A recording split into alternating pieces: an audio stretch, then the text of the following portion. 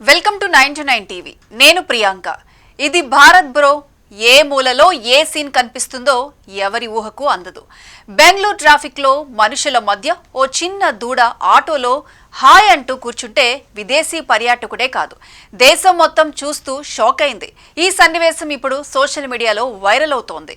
ఓ విదేశీ పర్యాటకుడు తన మొబైల్లో బంధించిన ఈ వీడియో ఇది భారత్ బ్రో ఆశ్చర్యాల దేశం అనిపించేలా చేస్తోంది.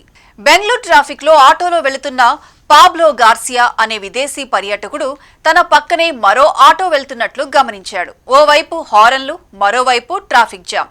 ఈ గందరగోళం మధ్య పక్కనే వెళ్తున్న ఆటోలో మనిషి కాదు, అంబా అంటూ ఒక చిన్న దూడ కూర్చుంది. అంత కంఫర్ట్ గా ఉండటం చూస్తుంటే అది బెంగళూరు రోడ్ల మీద ప్రతిరోజు ఆటోలోనే ఆఫీస్ కు వెళ్తున్నట్టే ఉంది. ఆ క్షణాన్ని వదులుకోలేకపోయాడు గార్సియా. వెంటనే ఫోన్ తీసి వీడియో తీశాడు.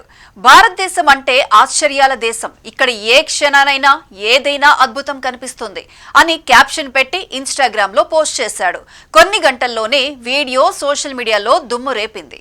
లక్షలాది మంది వీడియోలను చూశారు, వేలాది మంది లైక్లు చేశారు, కామెంట్లతో సెక్షన్ నిండిపోయింది.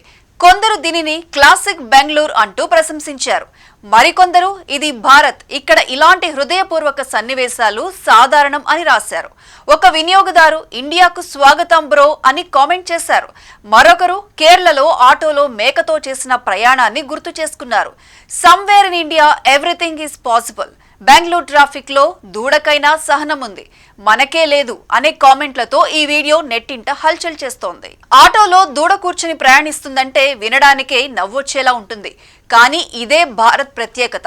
మనుషులకు, జంతువులకు అందరికీ ఒకేసారి చోటు ఇచ్చే దేశం ఇది. అందుకే విదేశీ పర్యాటకులు భారత్ ను చూస్తే ఇది మ్యాజిక్ బ్రో అని అనకుండా ఉండలేరు. తాజాగా గార్సియా అనే విదేశీ పర్యాటకుడు చూసిన ఈ చిన్న సీన్ ఇప్పుడు ప్రపంచానికి భారతదేశం రంగుల మిశ్రమం చూపిస్తోంది.